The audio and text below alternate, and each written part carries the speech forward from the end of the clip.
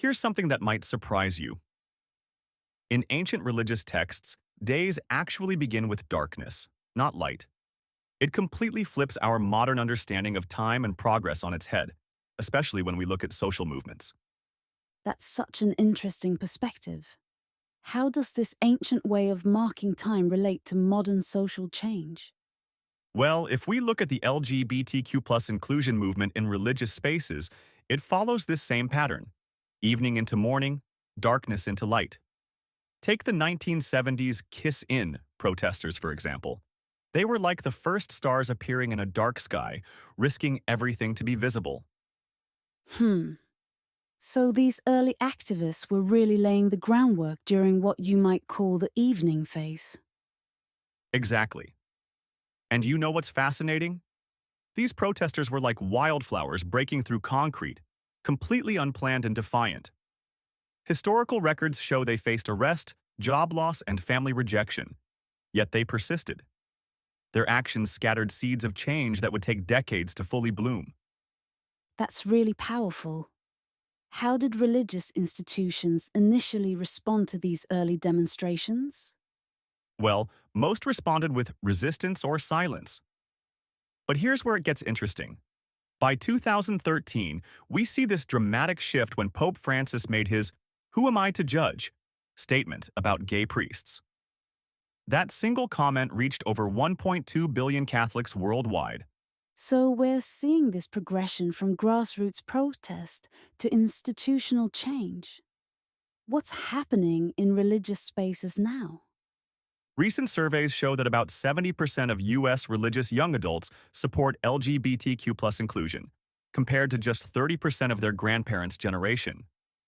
We're seeing major denominations not just tolerating, but actively celebrating diversity. One large Protestant denomination recently created a formal process for LGBTQ plus believers to share their stories during worship services. That's quite a transformation over just a few decades, though I imagine there's still significant work ahead. Oh, definitely. Studies show that LGBTQ plus individuals are still 3 times more likely to leave their faith communities than their straight peers. But here's what's encouraging. For every church that closes its doors, 2 are opening them wider. It's like watching a garden grow in real time. You've mentioned this garden metaphor several times. Could you expand on how it relates to allyship?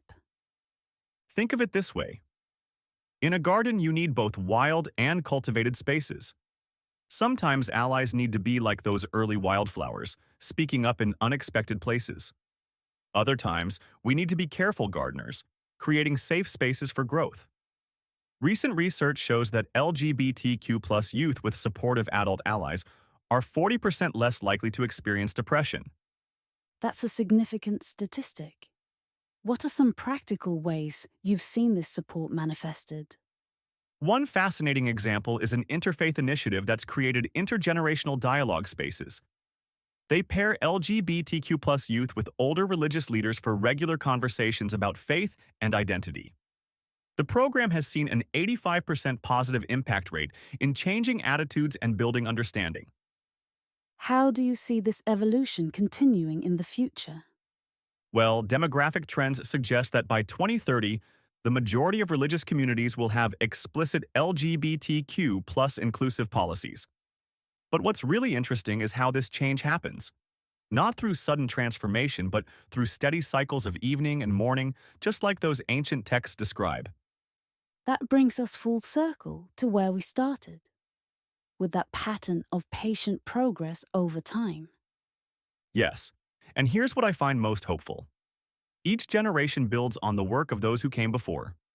Those early protesters couldn't have imagined today's inclusive congregations, just like we can't fully see what's coming next.